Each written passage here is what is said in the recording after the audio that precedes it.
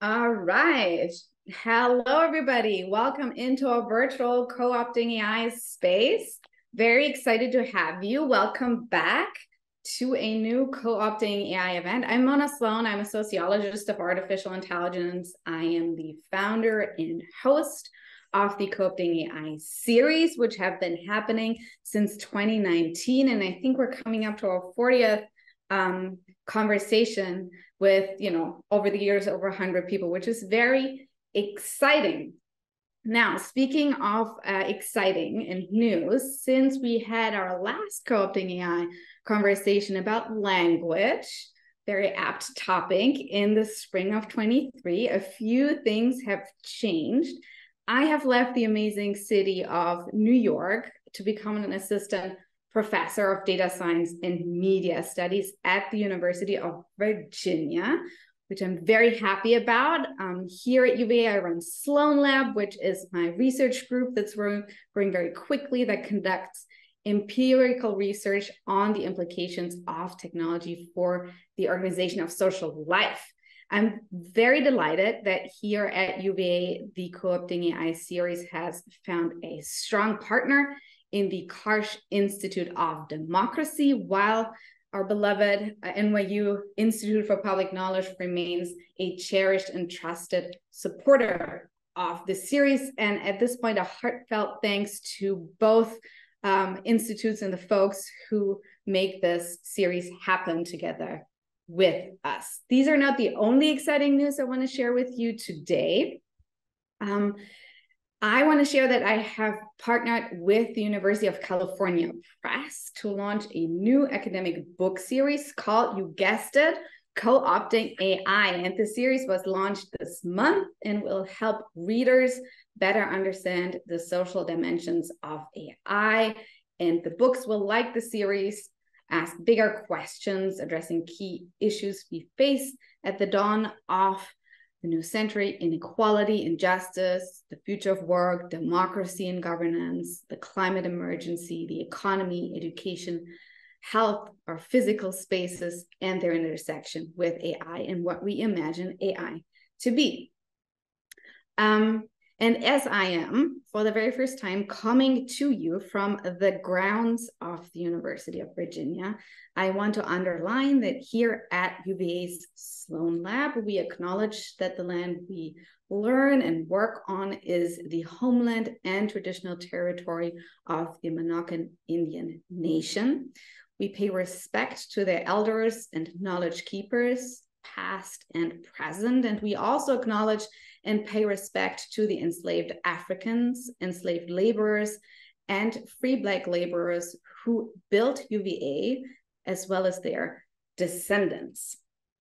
Now, today's Co-opting AI event is about the origins of AI, and I hope that the conversation today will help us trace the various but yet overlapping cultural, material, and political histories of AI. And against the backdrop of all that happened with OpenAI over the past days, that is a particularly apt moment to have this conversation. Now, we all tend to be very deeply embedded in the kinds of conversations that make up our milieu of our professional fields. I've been thinking about for many years now. As generative AI systems got swept into our everyday life, we had, again, conversations about a new AI summer. We're still experiencing that. So there always is this sort of connotation of newness, the new kid on the block, innovation that is accompanying those conversations, but that also stokes old fears about robot takeovers or sentient machines and so on. But however sudden this new reality feels to so many of us, it in fact emerges from a long and entangled history of mathematical thought, of data, of social organization and bureaucracy, of innovation, and, well, computers. And if we really want to understand AI and more democratically engage in a discourse about what our AI-infused futures could look like, then we not only need to understand the math behind AI, but its multi-layered histories and genealogies. And I couldn't think of better people to help us do that today. Please join me in welcoming Stephanie Dick, Kevin Driscoll, and Chris Wiggins, my wonderful panelists. And kicking us off today will be Dr. Stephanie Dick, who is an assistant professor in the School of Communication at Simon Fraser University, and she holds a PhD in History of Science from Harvard. Her work focuses on the history of computing, mathematics, and artificial intelligence since Second World War. She also does editorial work, for example, with Janet Abbate on the wonderful book, Abstractions and Embodiments, New Histories of Computing and Society, which is a terrific book, by the way. Her first book project is called Making Up Minds, Computing and Proof in the Postwar United States. And that book explores attempts to reproduce human intelligence, mathematical intelligence in particular, in computers, and the theories of human cognitive faculties that informed these efforts. Her second book project, 2 books aren't enough, explores the development of early computerized law enforcement databanks in the 60s and 70s in the United States, along with the automated identification tools that were developed in tandem. Very important topic. She co-edits the Mining the Past column at the Harvard Data Science Review, serves on the editorial board of the IEEE Annals of the History of Computing, and also is a co-organizer of the annual SIGCIS conference. This is Stephanie. Okay. Following Stephanie will be Dr. Chris Wiggins, who is an associate professor of applied mathematics at Columbia. He also is the chief data scientist at the New York Times. At Columbia, he's a founding member of the executive committee of the Data Science Institute and of the Department of Applied Physics and Applied Mathematics, as well as the Department of Systems Biology. And he is affiliated faculty in statistics, so all the math at Columbia. He is a co-founder and co-organizer of Hack New York, a nonprofit, which since 2010 has organized the Hack New York Fellows Program, which is a structured summer internship at New York City startups. Before Chris went to Columbia, he was a Quran instructor at NYU, and he did get his PhD at Princeton in theoretical physics. Today, he's a fellow of the American Physical Society and is a recipient of Columbia's Venetian's Diversity Award. He has a book out too, which is called Data Science in Context, Foundations, Challenges, and Opportunities with Alfred Spector, Peter Norvig, and Jeanette Wing, which came out with Cambridge in 2022. And a year after, he co-wrote How Data Happened, a history from the age of reason to the age of algorithms with Matthew L. Jones, which came out with Morton just in March this year. Welcome, Chris. Thanks for joining us. And then closing us off will be my new UVA colleague. I'm the one who's new, but my UVA colleague, Kevin Driscoll, who is an associate professor in the Department of Media Studies at the University of Virginia. He specializes in technology, culture, and communication. And his recent research is focused on alternative histories of the internet, the politics of amateur telecommunications, and the moral economy of consumer software. Again, very, very current in the context of everything around OpenAI.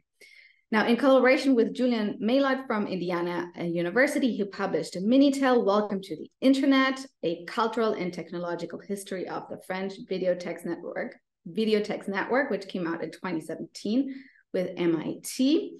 And he more recently published The Modem World, a prehistory of social media, out with Yale last year, which traces the origins of social media through the dial-up bulletin board systems of the 80s and 90s.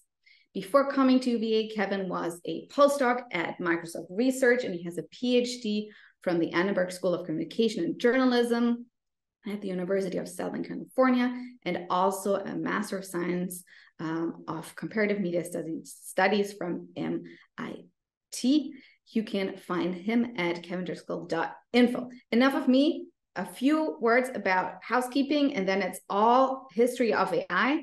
Each panelist, as per usual, has about 10 minutes, although we have had negotiations up to 11 and a half today.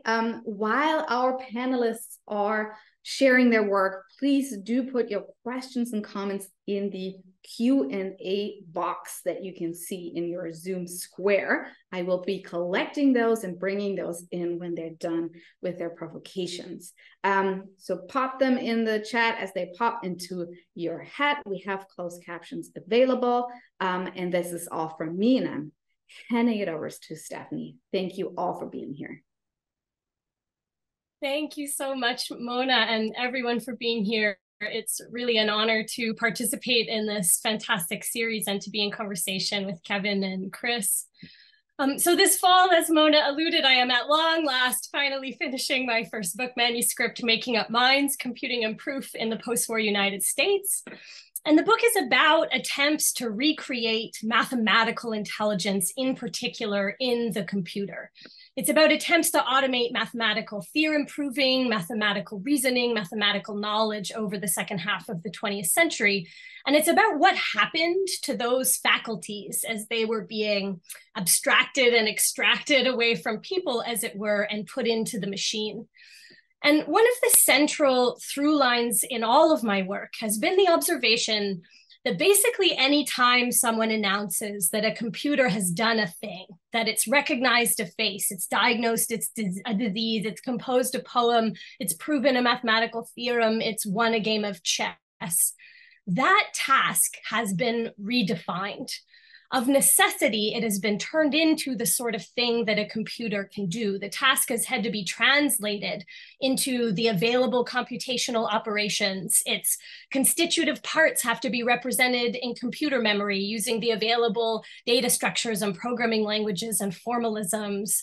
The task has been translated such that the computer can have some purchase on it, as it were. But often this part of the story about the details of transforming concepts and implementing our ideas gets left out. We hear from technologists, we hear in the media that the computer has done this or that impressive hard thing, but we don't usually hear how that task has been redefined in order to make that accomplishment possible. So the story of AI, as I see it, is not a progress story in which computers are being made to do harder and harder and more impressive things. Instead, the story of AI, as I see it, is a story of more and more of the world being translated into the terms of the computer, redefined through the lens of what we think computers can and cannot do and the way in which they currently do it. So my work as a historian has largely been an archival exploration of what some of those transformations have looked like in practice. I want to know how knowledge has been redefined by those AI researchers in the 1960s who wanted to create huge databases of automated human expert knowledge, which, by the way, they mostly redefined as sets of inference and if-then rules. I want to know what reasoning is and how reasoning has been redefined by AI researchers who wanted to automate it. Reasoning, of course, is meant to pertain to what follows from what inferences and deductions are permissible? How do we get to sound conclusions based on the evidence we have, the assumptions we've made, or the axioms we've chosen? But in the history of computing, all kinds of new computer-oriented inference rules get introduced. And I suggest that reasoning is redefined in tandem. But these redefinitions, again, are often not centered in our discourses on AI. The very idea of the human, in fact, our capacities, our labor, our cognition, our limits and possibilities are consistently being remade and redefined in more ways than one alongside our technologies, especially those that were meant to pick out something uniquely human and reflect it back to us. This was one of the findings of Lucy Suchman's foundational work in human-machine reconfigurations, where she writes, quote, just what it means to be human-like and how the boundary between humans and non-humans is correspondingly drawn and redrawn is, of course, one of the matters in question. AI and robotics involve a kind of doubling or mimicry in the machine that works as a powerful disclosing agent for assumptions about the human, end quote. So the human, of course, is not a stable category fixed in the history of technology. It turns out that humanness is a relative concept. It's relative in the sense that it is consistently defined in opposition or in relation to some other. In the history of Western thinking, humanness has been defined in opposition to a great number of others. Humans have been defined relative to God and angels, what they have in common, what they don't.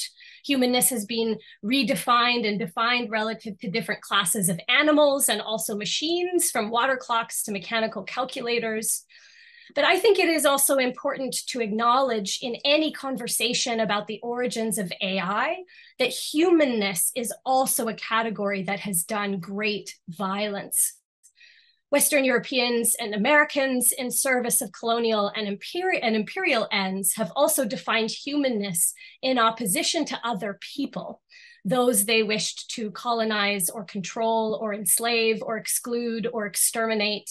And this violence has historically often been justified by the dehumanization of those people. And often, in turn, that dehumanization has been done through the denial of the higher cognitive faculties, as they're called: intelligence, right reasoning, rationality. European thinkers proposed that the people they colonized and enslaved lacked intelligence, lacked the capacity for right reasoning, the capacity for rationality, and as justification for the imposition of Western control over them, those faculties were withheld. Women, too, of course, have been denied the capacity for these higher human faculties, compromised as we are by emotions and mental weaknesses of various forms. So those same faculties at the heart of AI, right reasoning, intelligence, rationality, that computers have been so often celebrated for perfecting, for advancing, for attaining, have been denied to so many people in the history of colonialism that I think it's very striking to see how quickly some American researchers will say the computer can do all of these things in light of the many centuries of Western claims that various people cannot. The history of AI is in part a history of those cognitive faculties and the political, the epistemic, and the social consequences of how they are defined and redefined, who gets to define them, and in relation to what or who.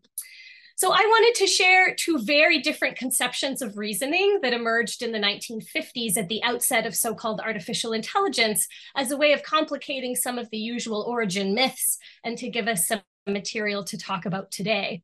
It's a tale of two reasons, as it were. We would be remiss in a panel on origins probably not to at least mention Alan Newell and Herbert Simon.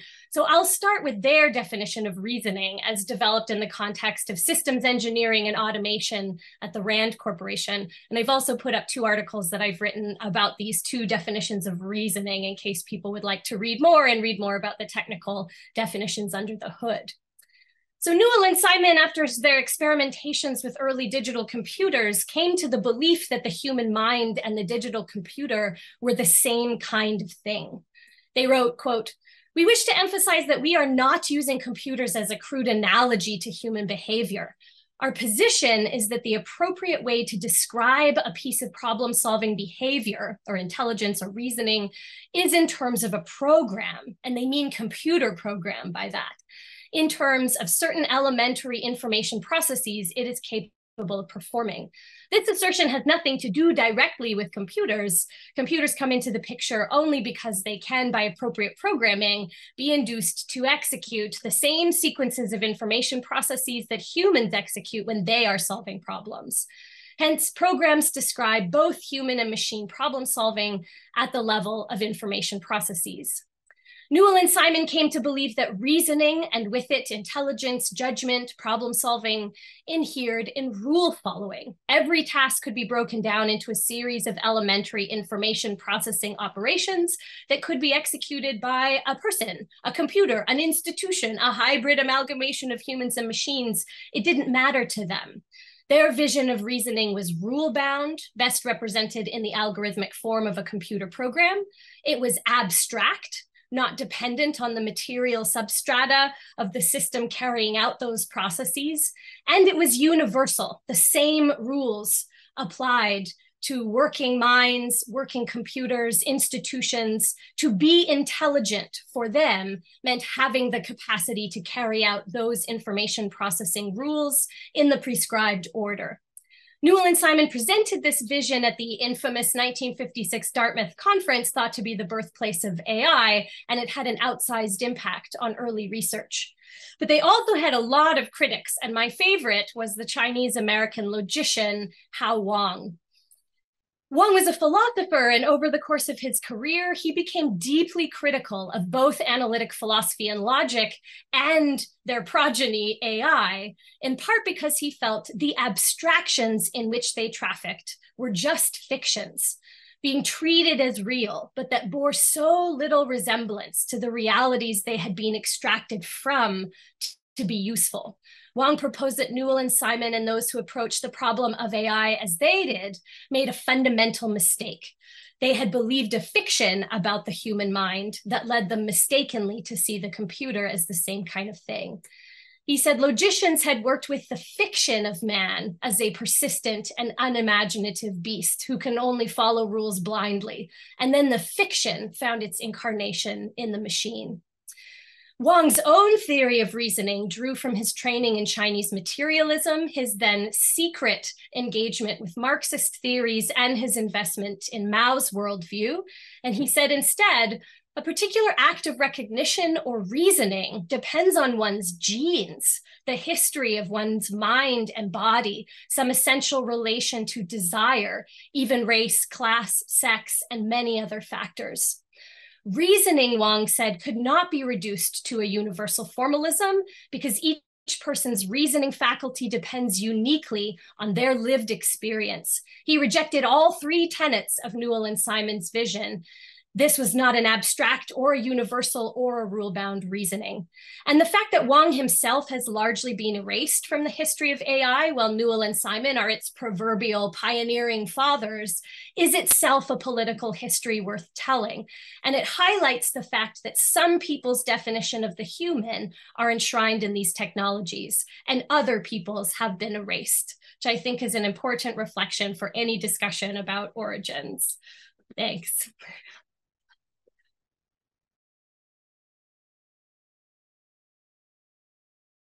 Thank you so much, Steph. Chris, that's your cue.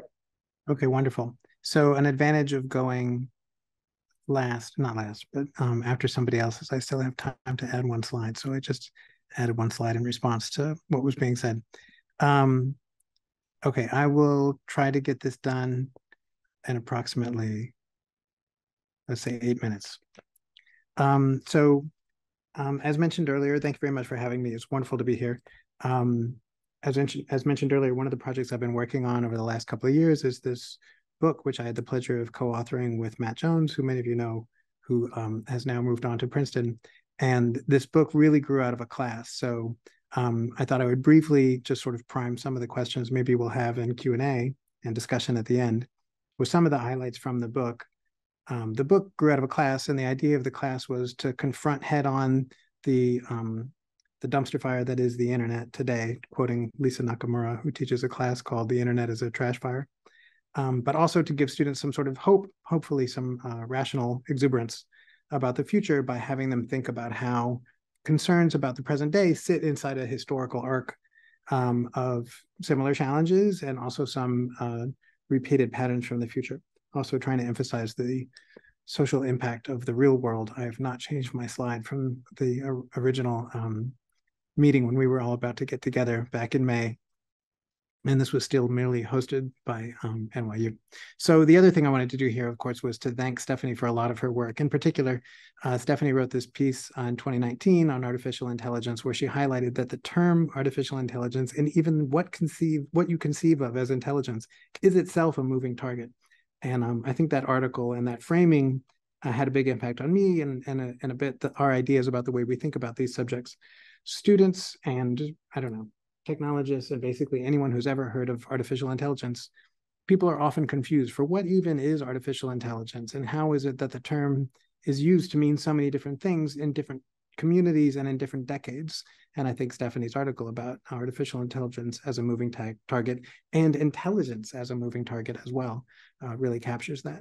one of the things we want to emphasize in the book is that that phenomenon is true of artificial intelligence as a phrase, but also true of machine learning and data science.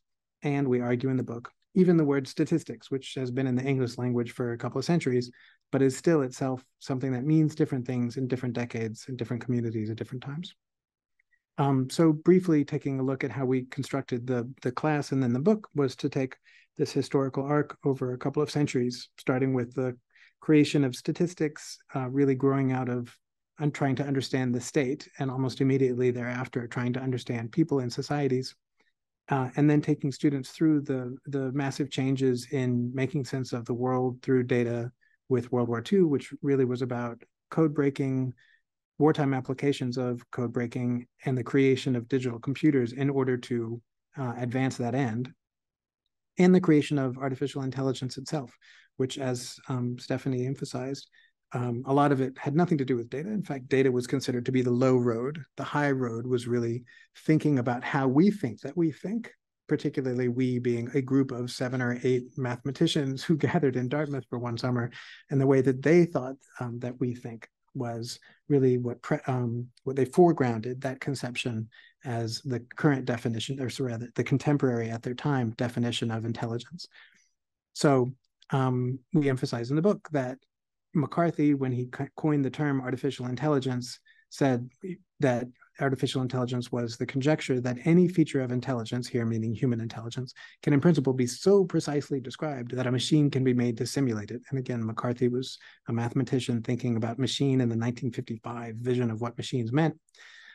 But we emphasize in the book that, artificial intelligence, unlike some academic fields, is not named after the methods that you use. It's really named after an aspiration.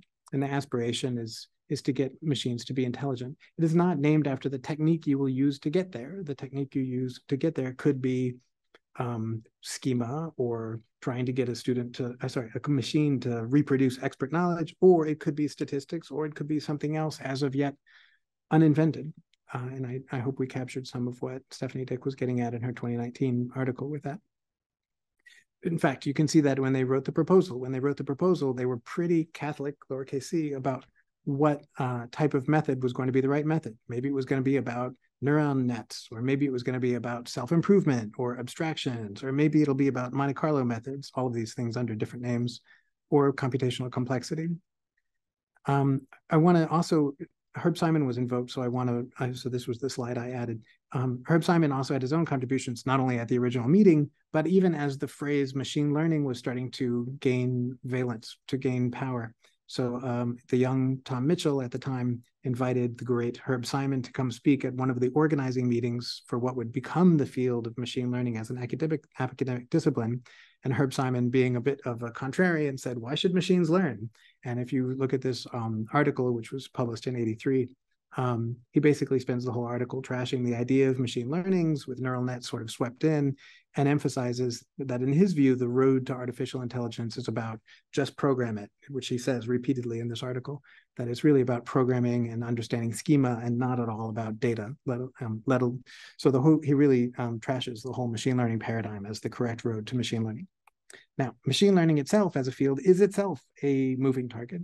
One of the things we do in the book was to take an example of one leader in the field addressing the same topic, namely machine learning, what even is it, in different decades. So you can compare and contrast what Pat Langley says in '84 when Pat Langley is describing what even is machine learning. And he says, machine learning is this important field that is dealing with knowledge and rich relational structures. And he says in 2011, looking at how the field has changed, some people are just looking at statistics. Whereas in '84, when he was defining the field, it was clear that machine learning was really about, as he put it, important things like schema again. Let me see if I can advance my own slides. Right, so in '84, he contrasts the field of pattern recognition, which is really just for looking at visual images in his mind, with the more important thing of artificial intelligence and symbolic learning methods. By 2011, he had seen that machine learning had become a field of looking at data, and he'd sort of denigrated it as, unfortunately now in 2011, a lot of people are looking at statistics. Okay, data science itself is also very much a moving target. A good example, oft forgotten by people doing data science, is this provocation by Bill Cleveland at Bell Labs in 2001 rather, that we should create a new field of data science. And Cleveland was in industry, but he considered himself a statistician and wanted statisticians to take up the problem of making sense of the world through data on computers as a new field, a subfield of statistics called data science. Didn't work. Instead, data science was really advanced in industry. People like DJ Patil at LinkedIn and Jeff Hammerbacher at Facebook started creating a new field, and the way they did it was not by creating a department, but by creating a job title, which in industry is how you advance a new field. Is you say, I'm going to hire people who have the job title data scientist.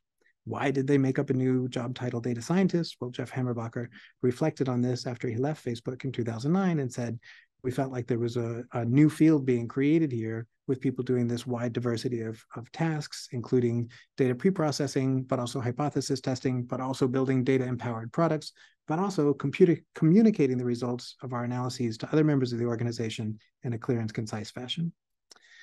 That term is very much a data science, a moving target. In industry, you don't have the sort of inertia of departments. You can just do things like relabel all of your data science, all of your data analysts to become data scientists, which is what Facebook did several years ago.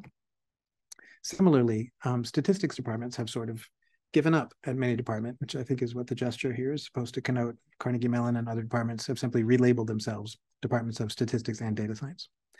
Okay, we spent some time in the book talking about statistics as well as a field. Statistics enters the English language as a field about statecraft. It has nothing to do with mathematics or even data. It's about trying to make sense of the state. Whereas today, statistics is used synonymously with mathematical analyses. One thing we do try to introduce people to is the idea that many things that seem very contemporary actually have historical echoes, including small language models. This is a good example of Claude Shannon at Bell Labs in a classified document about the mathematical theory of cryptography, which was later declassified, sitting in his chair and observing that if you choose a word and then move along in a book to the next time that word occurs, and then write down the word after it, and keep doing that, just trying to predict the next word from what is a one-state Markov model, a mathematician might say, you get something that kind of sounds like English. And it's kind of funny that so much of historical echoes happen today, where now to be intelligent is actually to be predictable. An algorithm that predicts the next word or the next several tokens successfully are the things that for the last 11 months, we've been considering to be the highest form of machine intelligence. Okay, so I'm moving a bit closer to the end, and I want to save some time for us all to discuss. But like I said, I wanted to thank Stephanie for her work to emphasize this idea of a moving target. Intelligence itself is not only a moving target, but I think she makes a great point that it's often in comparison to human. If you think about the gap analysis between our prior belief about what a machine can do and our understanding of what a human can do, each of that sort of gap is what we're getting at with artificial intelligence. But each of those things is changing, right? As technology changes, what a machine can do and our prior belief about what a machine can do changes a lot. And also understanding of ourselves is changing. Now we have, now that we've realized how much a machine that just predicts the next word sounds like us, it is getting people to think about, well, how much of us is really just stochastic parrots? How much of us is really just following the invocation of the muse and then letting the words flow out from our own large language models. I think with that, I'm on my last slide, which is good, as I'm looking forward to hearing the other speakers and the discussion. Thank you very much. Thank you so much, Chris. And Kevin, before I hand it over to you, Chris, we had one question in the Q&A that actually I think would be great if you could answer that real quick, which is the question, what is schema? You're muted. Oh, sorry, I muted myself at the end of my talking. So, schema is just how you represent things on a computer. So, I mean, a schema could be how you represent anything, but on a computer, a computer doesn't represent, pictures or words or song. You have to figure out how you're going to represent it in a computer. And that sort of feature engineering and knowledge representation problem is what Simon was talking about in 83 or 82. When he was talking about the problem of schemas, like how are we going to represent knowledge in a computer that, at the fundamental level just understands on, off, just a bunch of flip-flops. How do we represent something as complicated as an image or a word or a song or a theorem in a set of ones and zeros? Thank you very much. And I think it's actually an excellent cue for you, Kevin. Over to you.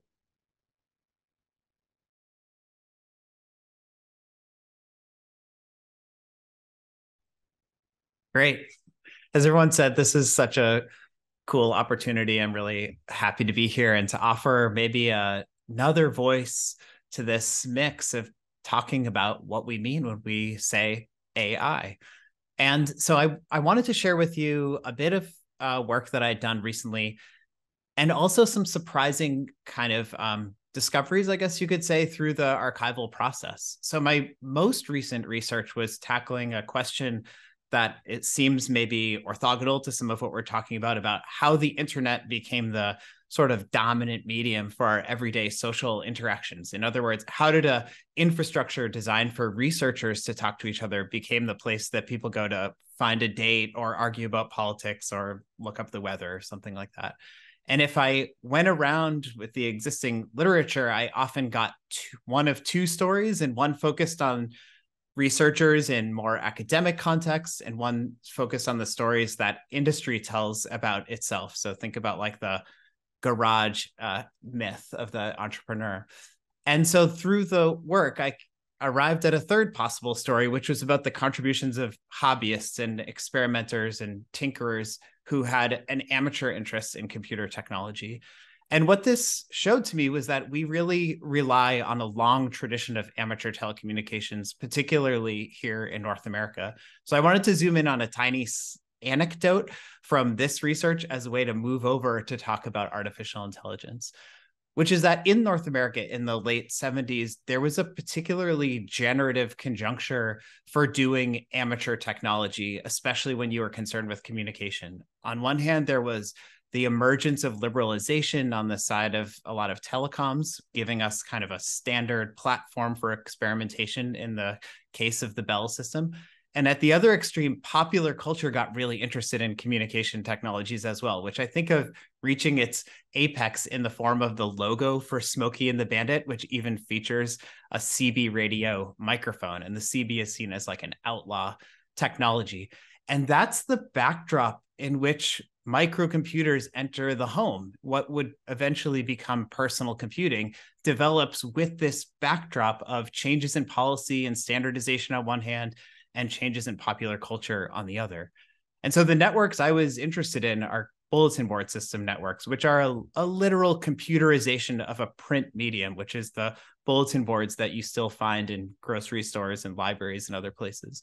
But also the medium through which people talked about bulletin boards was also kind of vestigial in the time. So the way many people learned to build bulletin board systems was by reading articles and letters published in computer magazines. So if you quantify this, this is no small subculture. This is actually a relatively substantial proportion of the computer using population getting online in the 1980s and 1990s through small scale local computer networks that were built largely by amateurs.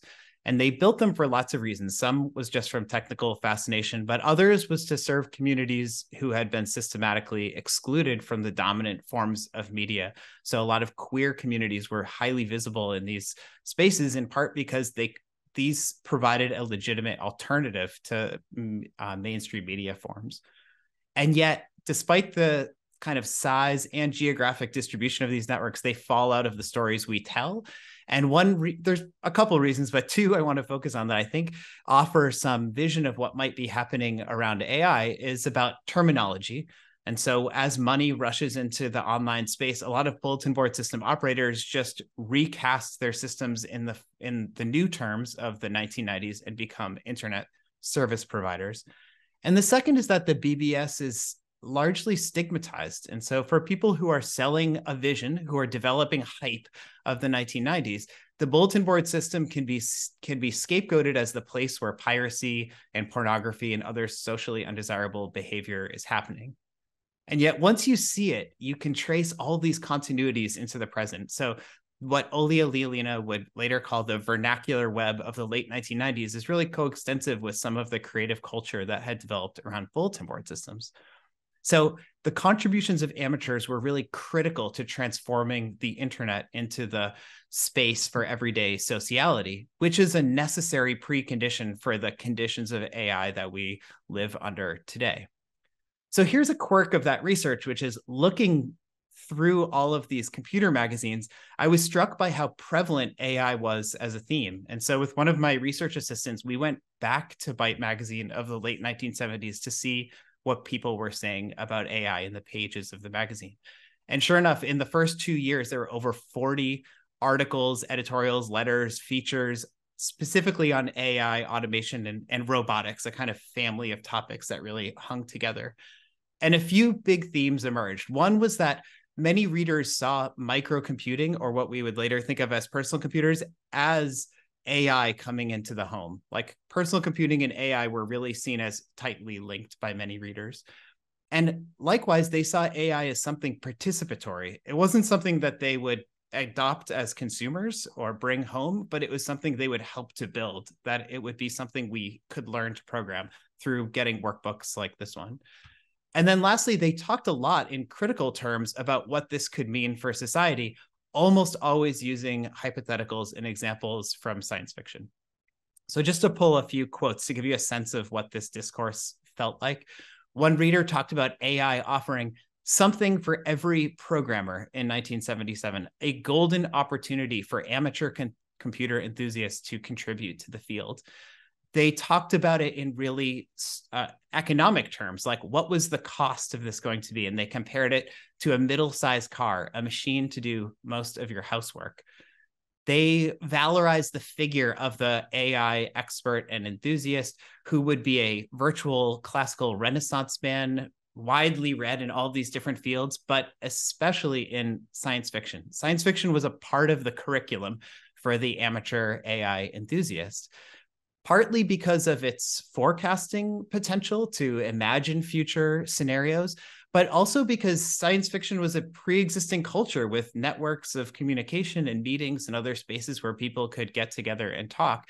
And fundamentally, they saw the emergence of amateur AI as something that would be community-based. So this is a quote from a letter published in an issue from 1978, where the writer was asking other readers to get in touch to form a collaborative network and develop this kind of grassroots AI. So for our discussion, I wondered where we see the role of amateurs in AI today under the prevailing paradigm. And I kind of have 5 leading questions of things that I think would be interesting to talk about in this space. And the first is historiographic, which is we have certain events in the history of AI that we rest on, these kind of, milestones in our narrative. And I wondered from a grassroots or amateur perspective, if we might select a different sequence of events. So the AI winter, a storied event in the 1980s of like a drying up of funding for AI, seems to belie the growth of AI as an interest among computer gamers. So if we look at magazines like Computer Gaming World, virtually every issue mentions artificial intelligence or intelligent opponents or artificial strategies and compares various sports games based on the quality of their computerized opponents. It seems like a space of like rich possibility and innovation. And like we can sort of extend that historical observation into a present day question about expertise, like who counts as an expert? Will we have expert users of AI models and things like this? What sorts of innovation are going to be visible and valorized? Like who will be the heroes of present day narratives? Using the BBS story as a model then suggests a third question, which is about stigma. So we know that the amateurs are ready to hand scapegoats when things go wrong.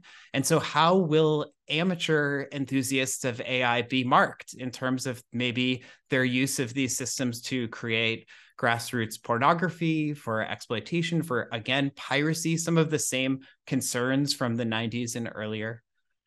But on the flip side, I wonder if we might get out in front of that and think about what sorts of contributions only amateurs will make. And so prompt engineering, prompt hacking, some of the ideas about like poisoning data sets seem like a space for grassroots or like bottom-up contributions. I've been particularly thinking of science fiction writer Alex Smith, who started this Instagram account, which he describes as a new space, a haven for queer POC fat bodies to exist in science fiction as heroic leads, something he saw as an absence. And while he's principally a writer, he uses Midjourney and these other generative tools to create what are like stills from movies that don't exist. That it is a really powerful argument for representation in Hollywood and other entertainment industries. And so kind of as my fifth question is about the canon we use to talk about science fiction. I think we all have go-to examples of Terminator robots and others. And yet there is clearly a hierarchy in which kinds of science fiction count and which can be included in academic discourse. We don't often talk about computer games or some of maybe low status streaming shows and other spaces, which may have greater visibility or occupy greater space in the minds of everyday computer users than HAL 9000 or some of maybe our canonical references. So in sum, really, I'm just interested to know, do we imagine a place for amateurs to contribute to AI today and in the near future? Thanks again very much for this invitation. I'm looking forward to chatting with everybody. Thank you so much, Kevin. And thank you, Chris and Stephanie, for your terrific contributions. My head is spinning a little bit with questions. So I'm just going to take sort of the privilege of the moderator and ask the first few, but I want to encourage the audience to put questions as well as comments into the Q&A box, and we'll start to bring them in.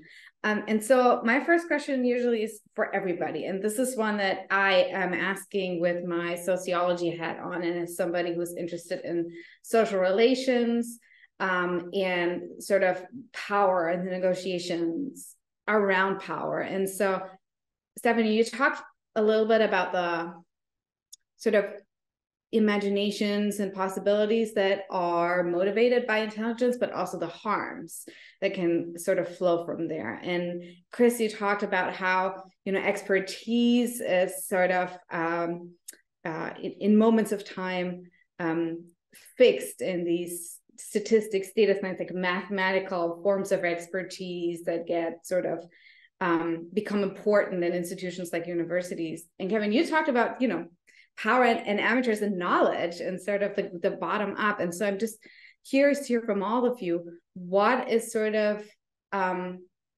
looking forward, right? We looked at the past. What is the future of AI and society? How do you see that sort of emerge from knowing the past so well? And maybe, Stephanie, you can start with you, and then Chris, and then Kevin. Thanks, Mona. Historians are so bad at talking about the future, but we're supposed to practice this skill. So I'm grateful to have the opportunity to practice this skill. I mean, the thing that I'm concerned about, I think I tried to sort of suggest it in my opening remarks, is the kind of hegemonic function that AI seems to represent, this way that it demands that more and more of the world be defined on its terms. And I actually don't think there's a better example of that phenomenon than the emergence of the field of AI ethics, where in response to all of these observations and demonstrations that machine learning systems are reproducing historic racial bias, they're reconstructing sexism, various forms of inequality within the data on which it's trained, we see the emergence of this field that says, oh no, that's not good. Like, we have to make sure our machine learning systems are fair. We have to make sure they treat people with equality. We have to make sure.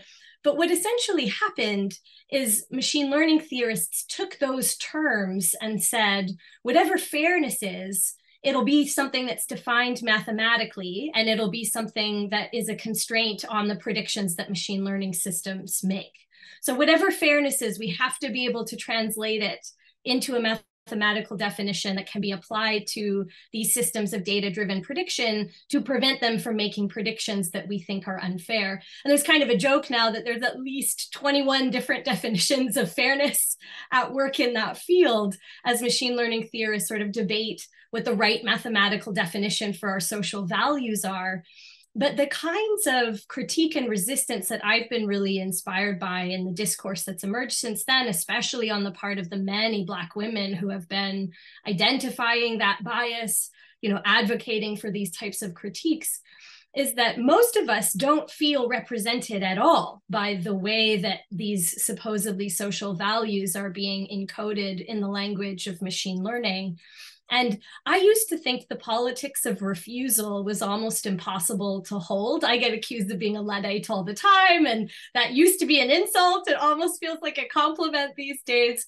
But I've been really shocked by the successes of things like attempted bans on facial recognition technology and some of the other sort of attempts to actually refuse these systems, not because there's bias in them, not because we think the bias can't be fixed, but because the systems cannot represent a pluralism of value systems in the way that people, I think, are increasingly recognizing they care about. People want their values to be recognizable in governance institutions and in epistemic systems. And so I've been very excited about sort of critique beyond bias and the kind of refusal to allow machine learning to eat ethics and these sort of broader conversations about how to hold technologists and technology to account in a way that doesn't cede all of our values to their definitions and languages and the sort of hegemonic impulse of these systems. So there's lots to say, but I hope to see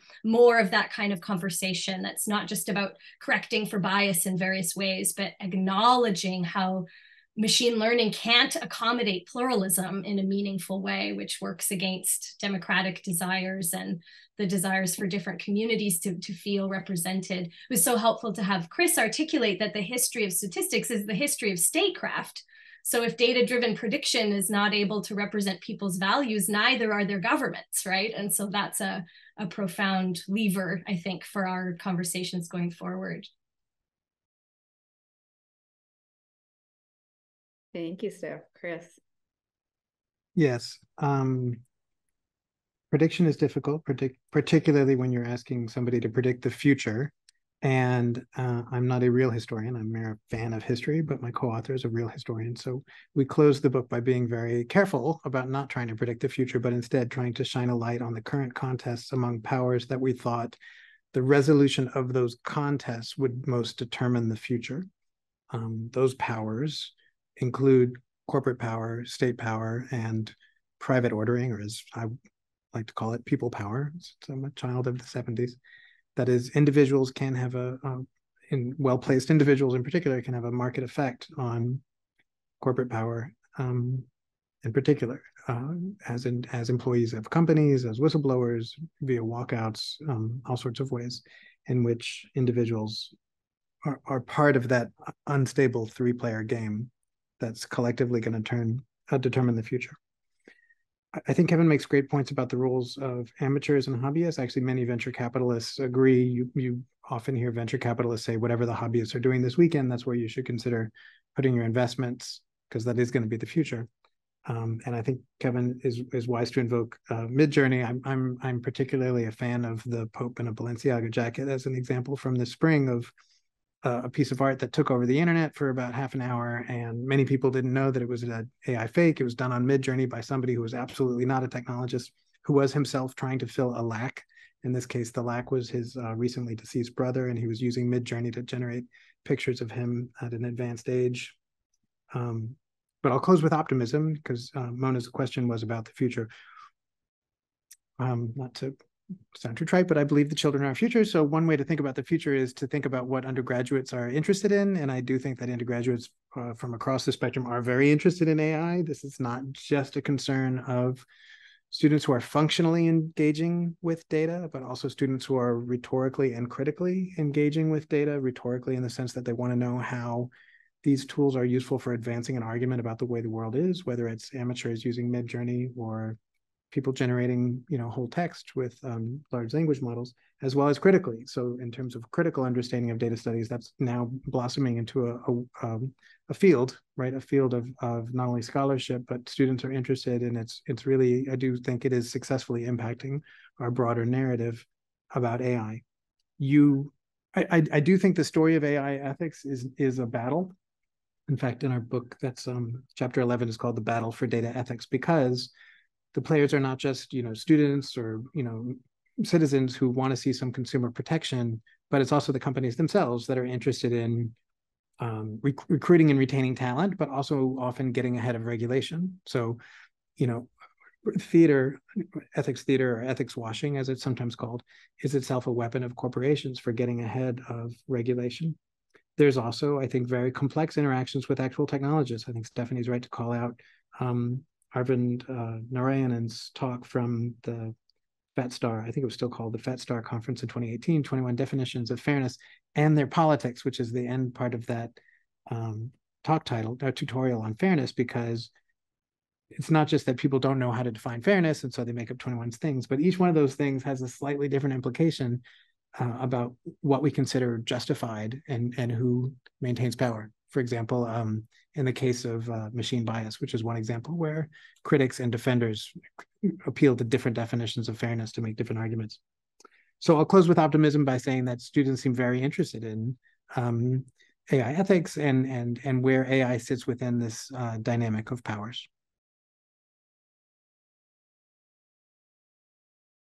I was thinking about having this conversation 10 or 15 years ago, and the return of the term AI would have been an unexpected outcome of the future. And it invites some reflection on how this term could regain purchase after being itself stigmatized for so long and associated with like science fiction and various industry failures. And it seems that it would have to have something to do with low interest rates and venture capitalism and industry culture and like a lot of money with a need to go somewhere. But that doesn't actually explain why undergrads would care about AI. And so, you could imagine there's something there about precarity and like fear of lack of opportunity and concerns and things like that. But if I'm going to make some prediction, it's that we're seeing a growing tension between the spectacular and the mundane in AI. And on one hand, the spectacular is like the image generators, which often don't seem to have like an immediate instrumental purpose. And then the mundane is like the ongoing evolution of spell check and grammar check and like predictive texting, which is extremely effective at letting me author messages on my phone day to day. And that kind of like push and pull between the spectacular and the mundane seems like an important part of defining what is AI and what it's going to continue to be. So I'm kind of curious about the social function of the spectacular, and the spectacular could include spectacular fears, like some of the, world-ending anti-human visions that we've seen so far. But it seems like it must serve some function beyond merely like market manipulation and pump and dump scams and stuff like that. There's something that seems to grip the imagination, which allows people to like link the mundane kinds of AI that exist on our phones to these like momentary spectacular things that like Barnum sort of things that have been happening lately around like OpenAI and some of their tools. Thank you all for your contributions and your responses to, well, it was more of a prompt, not a question. We do have some really fantastic questions from the audience, though. So I'm going to start bringing those in. And so, Kevin, we're just going to stay with you for a second. And so, Wesley King, who teaches an undergraduate class on AI, robots, and transcending religion, which explores many of the ideas that were talked about in this panel, says David Noble in The Religion of Technology discusses enchantment with technology as grounded in religious expectations and a quest for transcendence. That was written over 20 years ago, and they are curious about your thoughts, how this enchantment shows up in new ways around AI. You talked a little bit about this, Kevin, but maybe you can bring in the religious element in responding to this. Sure. If I could connect your undergrad classroom to mine, I also teach this course about which is learning to program for non-programmers or first-time programmers, where we try to do like anti-utilitarian programs, like programs that have no purpose. We don't talk about, there's no user beyond yourself. And that is the question of the course, which isn't easily answered, is does learning to program offer you a new way to explore like fundamental questions that humans have always asked about the world? And I think there are ways that computer programming reveals things about infinity and creativity and originality in ways that are graspable to novice programmers in a really special way, well, like when it works, of course. And so, yeah, maybe there's some continuities in the everyday computing culture. And by that, I mean like people learning to program BASIC from workbooks and taking random undergraduate classes and things like that in programming, where it does allow you to like peel back some of the curtain, I guess, around our like highly data intensive culture and get a glimpse of what might be going on behind the scenes. And that feels a little bit like touching the sublime, I guess, when culture is like so thoroughly infused by data and computer networking, that learning a little bit of like the argot and the habits of mind gives you that kind of a feeling. Although I think we've also seen the risks that come along with that, where people believe that that is the totality of existence, and that understanding how to like write programs is understanding the world on a level. I'm of course thinking back to Steph's presentation and the ways that people like Wang were pushing back on some of the very strictly formalist forms of analytic philosophy. Thank you, Kevin. And I'm gonna add to this. We did have a co-opting AI religion last year, which I encourage you to explore also, which is on YouTube. And the folks who I hosted there, amongst them, Robert Garashi, as well as Beth Singler, do great work on that sort of intersection as well. But I have a question for you, Steph, and then I have another one for you, Chris. Steph, the question comes from Janine Denoves, and they're asking, what do you think was the original appeal of AI? Why did we want to translate human intelligence to computers when, by definition, we kind of knew this would be reductive? Was it because the math guys really thought this could be done, or was it because we dreamed about Alexa and Siri? Was it because of godlike aspirations, something else? Such a good question. You know, I think it's quite a sad story, actually. I keep coming back to the sense that, you know, AI gets criticized everywhere in the critical discourses that Chris and Kevin and I inhabit for its arrogance, right? For its hubris. It's so blustery. It's always hyped. They're always overperforming what they can actually accomplish. And then there's this inevitable disappointment, and we go through all these cycles. So you hear AI being accused of a kind of arrogance and hubris all of the time. But I actually look at AI and it just drips low self-esteem to me. When I look at AI, I see a whole bunch of people who have no faith in the human capacity to navigate uncertainty, to manage disagreement, to sort of navigate complex political landscapes. And so, you know, the origins of AI in the American Cold War, it's not subtle.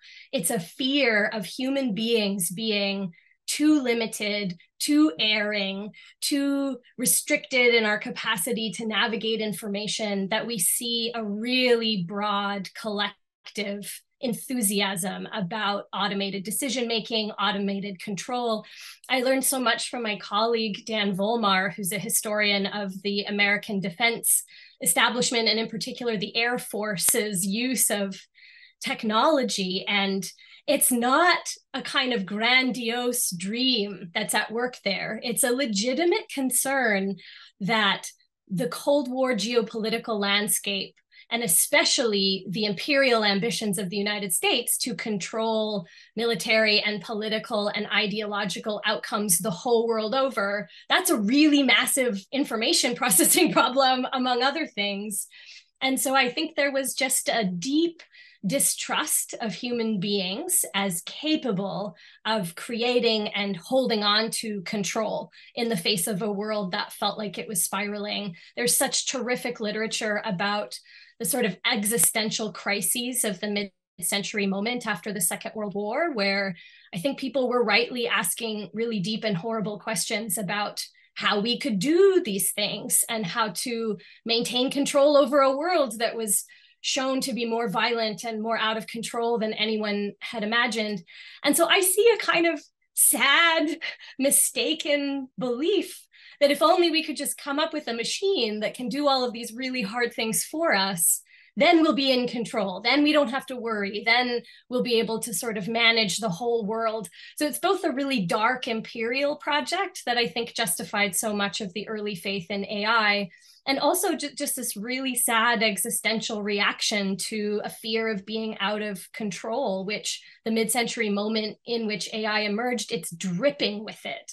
I have a little side project that I'm working on at the moment called Mid-Century Men Searching, and it's based on this collection of texts from the mid-century that all have the title, Man Search for Meaning, Man Search for Truth, Man Search for God, Man Search for the Soul, God Search for Man. You know, you really get the sense that there's a crisis of masculinity, there's a crisis of control, there's a crisis of human existential reaction to what the Second and First World Wars presented. And so I think the origins are those. It's a sad story about a desire for imperial control and a lack of faith in human beings as agents of decision-making, judgment, conflict navigation, you know, our capacity to engage with uncertainty. And I think that's still true today, by the way. I think everywhere people just want a tool that, what if we could just get the algorithm right and it churned out a just society, right? And we no longer have to actually do the impossible work of interhuman conflict navigation. What if we could just prescribe these outcomes through contracts or algorithms or constraints on our classifiers? And so I see that as the kind of sad, low self-esteem about us that runs through the whole history of AI. Thank you, Steph. And it's so interesting because it also tells such an interesting sort of intricate kind of story about agency, right? Like agency sort of comes kind of back in different ways all across. But we're getting great questions and we have about 10 minutes left. So Chris, I have one for you if you're ready. Shira Abramovich is stating that they're really struggling with the balancing the need to refuse harmful systems with the need to go beyond critique and give alternative visions of tech of the future. How do you, as critical tech scholars, work with that tension, if it even is a tension for you? And Chris, I'm giving that to you because you are training the next generation of, I'm going to use the word, data scientists. Golly. So maybe I can try to capture the question as like, what is to be done? So in addition to, you know, maybe it's the second GIF on my opening slide. So the first GIF is a dumpster file. The second GIF is Buzz Lightyear, who's from a movie from a long time ago, who was ridiculously optimistic all the time.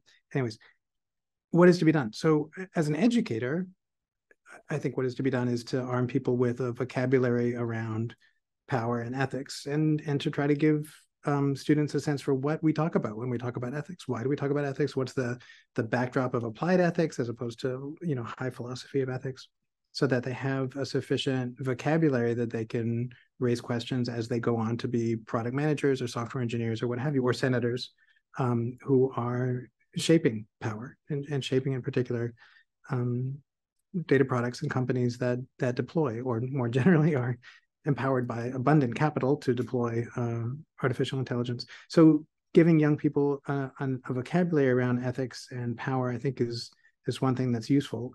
In the workplace, like in companies that are actually deploying AI, the first book you mentioned, which was written but with technologists, fellow technologists, has much more of a pointed view on how to integrate ethics into process and how a company, or any community, but in particular a company, might consider having an ethical process. So that's in part about how you define ethics, but also part about how you design for ethics.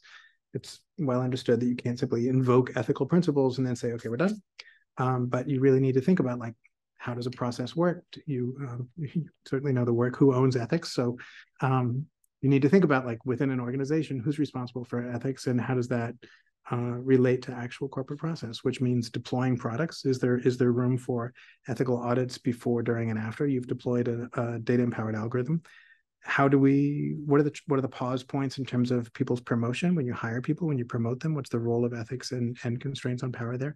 So I think there's a lot to be done. I hope I'm responding to the question a little bit, but I do think it's important the first step of any multi-step problem is to recognize that there's a problem and to name it. But as to what is to be done, I do think there's a lot of ways that students who will go on to work at these companies, and even within companies, people can integrate ethics into their process. Part of that is to name that there's a problem, to be clear about what you mean by ethics, why it's a good idea to have ethics within a company, and then how are you going to actually design a process in which ethics constrains and guides the operations of the company. Thank you for that, Chris. I have one follow-up question, which is very specific. It's about copyright in relation to AI.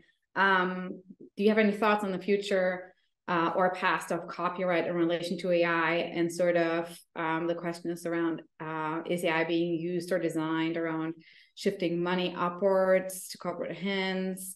What are the financial motivations around that? And how does this sort of intersect with copyright? Short, please, because we have a few more. That's a very tricky question. Copyright in AI is dynamic and not yet writ.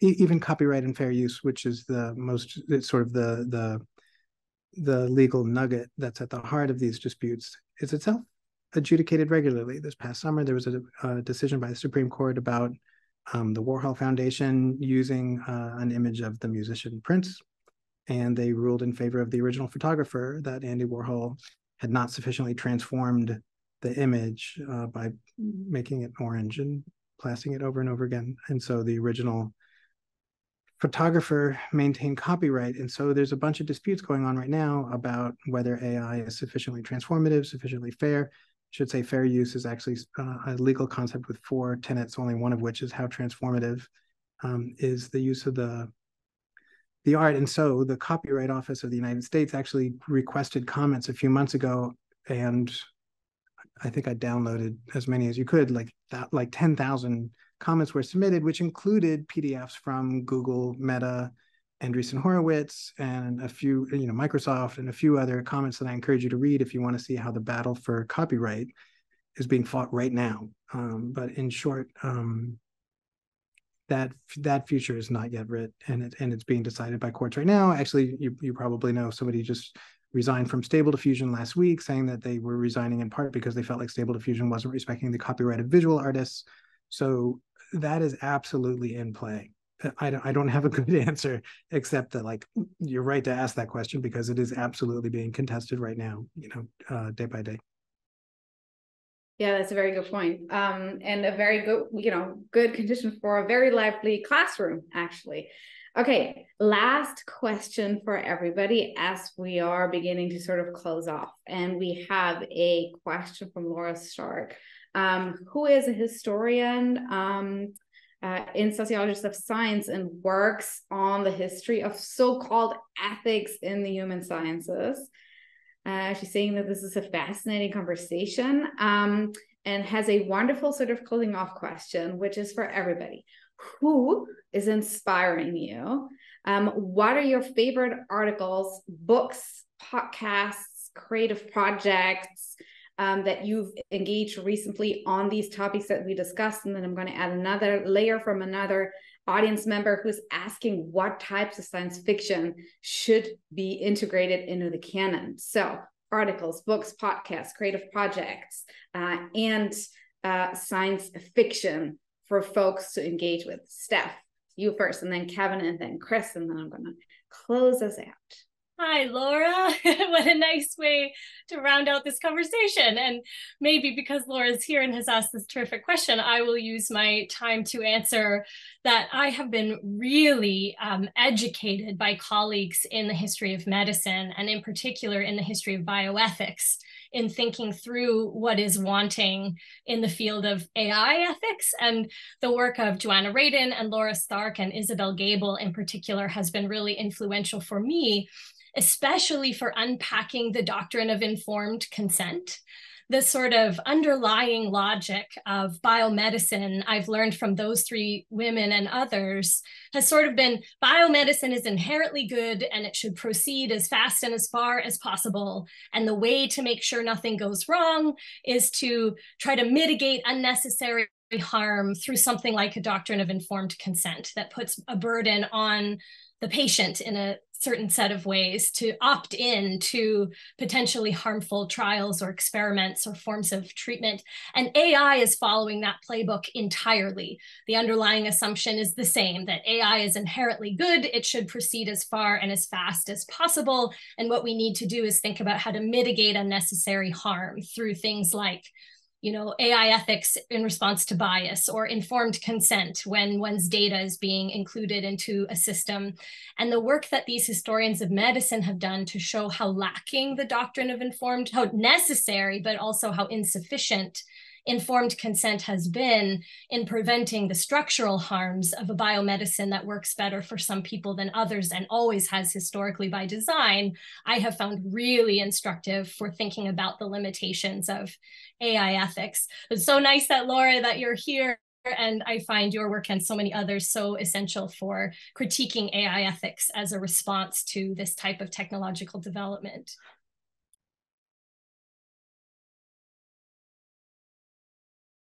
I can jump in here. Something that's been really helpful for me, particularly this semester, is teaching with this textbook called Aesthetic Programming by Winnie Soon and Jeff Cox, which integrates critical studies of technology with very accessible programming exercises. And so illustrating some of the key techniques that come up in and around some of these systems has just been very generative, and I can see it clicking with students, but it's really been helpful for me just thinking about this portfolio of techniques and how they can be read alongside some of the critical and historical work that we're talking about. So it's just like a really great free and open self-directed curriculum called Aesthetic Programming. And then on the question of science fiction, I've been wrestling with that too. Maybe I'm a reader and I have that readerly taste, but I do think that an important sphere for understanding science, for understanding artificial intelligence for many people has been video games. And even some of the consumer technology like Cortana begins life as a character in the Halo universe. And those origins in like the interactive worlds of science fiction gaming are often not entirely visible, but we spend hours and hours in those worlds. And so if we come to think about what it means to live alongside non-humans in social formations, it seems like people who are really dedicated gamers would have a different orientation towards some of these systems than others. And so I'm kind of curious to hear more contributions from people in critical games kinds of spaces to thinking about AI. It's a hard question for me to answer because I find that I just do not have any time to listen to podcasts anymore or TV or anything like that. Other people talk about Black Mirror a lot, so I guess it's useful. Maybe we could start with that. In terms of inspiring, maybe it's hard to make a short list of people who inspire me. I can tell you places that I learned things. So like I first really understood the history of Belmont from reading Bit by Bit, which is a textbook on computational social science by Matt Salganik, who actually had been on the IRB at Princeton before that and really gave a historical view and helped me understand how applied ethics came to be the way it is. Thereafter, once I started digging into the primary literature, I really enjoyed engaging with reflections by Karen Labatz, who was one of the original commissioners on the commission to write the Belmont Report, which is the definition of applied ethics in the United States for human subjects research for the last 40 years. And in reflecting on it 25 years later, I think she had a really good perspective on power and oppression and fairness and what actually does that mean. Very thoughtful. In terms of people inspiring me, there's really too many to mention. I've had the pleasure of knowing Deb Raji since she was an undergrad. I met her in like 2017, and it's been great how like she was, at the White House and telling off Elon Musk a couple of months ago. And I don't know, like she's been writing good papers about ethical audits and speaking truth to power, and she continues to do so even as a graduate student, which I always like. LaTanya Sweeney, when she was a graduate student, she pointed out the ridiculousness of calling in a data set anonymous because you stripped the name out of it. I don't know. There's really a long list of people who have inspired me over the years. Thank you so much to the three of you. We have more comments and questions from folks, all of which are much appreciated and important about, the question, are there imaginaries of AI that support insurgent movements? We have questions around motivations and business models. We have comments around the usefulness of AI in education and making, for example, education more equitable. And of course, we also have the question around OpenAI. What's going on with the hiring and firing? We did not get to that. That's for the news. So I want to close us off by thanking all of you for joining, our wonderful audience members, for your questions, for your participation. A big thanks to Stephanie Digg, Kevin Driscoll, and Chris Wiggins for joining the conversation today on origins.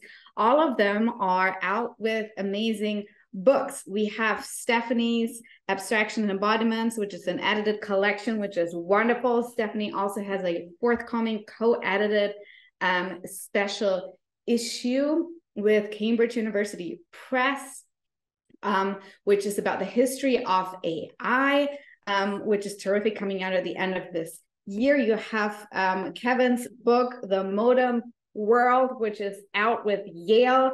I highly recommend that. And of course, Chris and Matt Jones' book, How Data Happen, and many more. You can find all of these folks online. I'm sure they are happy to answer any additional questions you may have. We are going to be back with the next Co-opting AI event on athletics on December 6th. That will feature Hannah Bornstein, who works on long distance runners in Ethiopia and data. We have UVA's Natalie Kupperman, who works with our athletes here from a data science perspective. And we have George Atala, who is working with NFL players at the NFL Players Association and thinks about sports and labor and data. December 6th, this will be a lunch event at noon. I hope to see you all there. My heartfelt thanks to staff, Kevin and Chris. Thank you so much for being here. Thanks to IPK and Karsh for facilitating this. And I hope to see you all soon. Happy Thanksgiving for those of you who celebrate. Thank you so much and take care.